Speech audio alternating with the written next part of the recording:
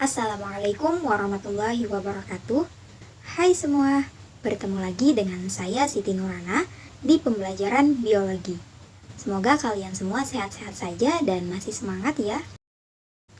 Eits, pernah gak sih kamu perhatikan gerak orang dewasa dan gerak bayi? Pernah dong ya. Nah, biar kamu lebih paham tentang gerak, terus simak video ini sampai selesai ya.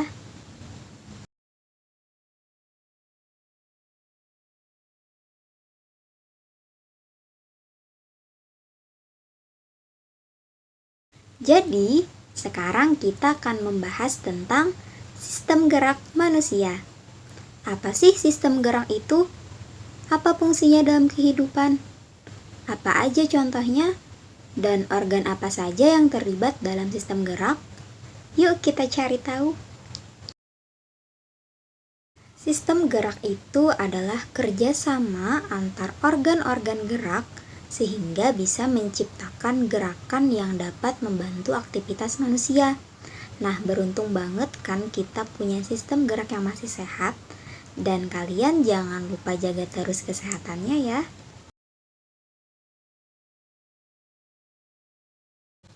Dengan adanya sistem gerak, kita bisa melakukan berbagai macam gerakan. Misalnya lari dari rumah ke sekolah karena takut telat, kita makan makanan favorit, dan bisa juga kalian bantu mama membersihkan di rumah. Nah, kita bisa bergerak karena adanya organ gerak.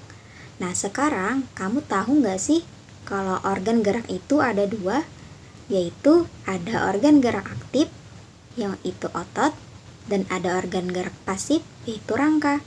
Hayo, kamu pasti punya otot dan rangka nggak nih? Pasti punya lah ya. Jadi, yang daging di badan kita itu adalah otot. Dan kamu harus tahu yang berotot itu bukan orang yang suka nge-gym aja, tapi semua orang juga punya otot loh. Selain tentang otot, kita bahas tentang rangka yuk. Nah, ternyata fungsi rangka bagi tubuh kita itu keren loh. Misalkan, kamu berdiri nih ya, terus kamu gak punya tulang belakang. Nah, kira-kira kamu bisa gak berdiri tegap? Yang pasti gak bisa kan ya? Nah, jadi fungsi rangka yang pertama itu adalah untuk menegakkan tubuh. Terus, kamu pernah gak perhatiin bentuk wajah teman-teman kamu? Ada yang wajahnya oval, ada yang tirus, ada yang bulat. Nah, ternyata semua bentuk wajah itu dipengaruhi oleh bentuk tulangnya. Jadi, fungsi rangka yang kedua adalah untuk memberi bentuk tubuh. Pernah nggak kepala kamu terbentur pintu? Sakit nggak? Ya sakit lah ya. Tapi nggak sampai bikin kamu gegar otak kan?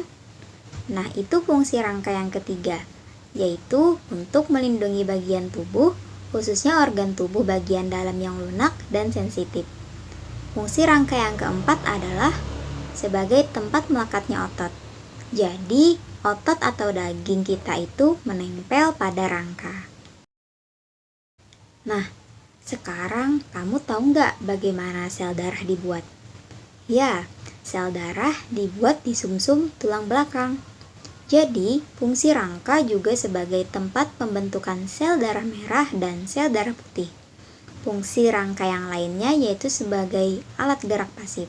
Kenapa pasif? Karena yang menggerakkan tulang atau rangka itu adalah otot. Nah, karena kita sudah bahas tentang rangka nih, sekarang kamu tahu nggak beda rangka dan tulang? Jadi, rangka itu susunan tulang yang saling bersambungan. Nah, kira-kira apa aja sih tulang penyusun rangka dalam tubuh kita? Jadi, rangka tubuh kita itu tersusun atas 3 bagian, yaitu tengkorak, rangka badan, dan tulang anggota gerak.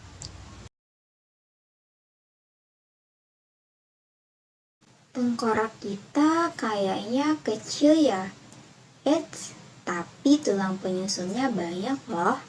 Ada tulang frontal atau tulang dahi, ada tulang temporal atau tulang pelipis, ada tulang pipi, ada tulang mandibula atau tulang rahang bawah, ada tulang zigomatik, itu sambungan tulang pipih ke belakang, ada tulang maksila atau tulang rahang atas, ada tulang rongga telinga, ada tulang oksipital atau tulang kepala belakang, ada tulang sphenoid atau tulang baji, ada tulang parietal atau tulang ubun-ubun, ada tulang etmoid atau tulang tapis, dan ada tulang nasal atau tulang hidung. Kemudian ada rangka badan yang tersusun oleh tulang leher, ada tulang selangka, ada tulang belikat, ada tulang dada, tulang rusuk, tulang gelang panggul, dan tulang belakang. Rangka anggota gerak terdiri dari anggota gerak atas, yaitu tangan, dan anggota gerak bawah, yaitu kaki. Anggota gerak atas disusun oleh tulang lengan atas, tulang hasta, tulang yang sejajar dengan jari kelingking kita, ada tulang pengumpil, tulang yang sejajar dengan ibu jari kita, ada tulang pergelangan tangan, dan jari-jari tangan. Sedangkan rangka anggota gerak bawah disusun oleh tulang paha, tulang tempurung lutut, ada tulang kering, ada tulang betis, tulang pergelangan kaki, tulang telapak kaki, dan tulang jari-jari kaki. Sampai di sini kamu paham ya? Nah, biar kamu makin paham, yuk kita bahas soal. Soal pertama, organ tubuh yang termasuk dalam sistem gerak adalah, hayo, apa jawaban yang benar antara A, B, atau C, atau D? Yap, jawaban yang benar adalah A, tulang dan otot. Tulang sebagai alat gerak pasif dan otot sebagai alat gerak aktif. Soal yang kedua, tubuh kita ditegakkan dan diberi bentuk oleh, jawabannya apakah A, atau B, atau C, atau D? Iya benar.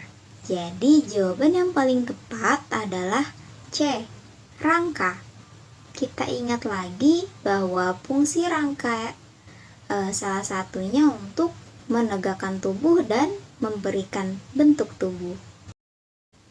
Jadi, di video kali ini kita sudah belajar tentang sistem gerak manusia. Apa itu sistem gerak manusia? Sistem gerak manusia adalah kerjasama antar organ-organ gerak sehingga bisa menciptakan gerakan yang dapat membantu aktivitas manusia. Kemudian, apa sih manfaat rangka? Fungsinya untuk menegakkan tubuh, memberi bentuk tubuh, melindungi bagian tubuh, tempat melekatnya otot, tempat pembentukan sel darah merah dan sel darah putih, serta sebagai alat gerak pasif. Lalu, apa aja organ pada sistem gerak? Ada rangka sebagai organ gerak pasif dan otot sebagai organ gerak aktif. Nah, sampai di sini dulu ya pembahasan kita tentang sistem gerak manusia. Sampai jumpa di video berikutnya. Wassalamualaikum warahmatullahi wabarakatuh.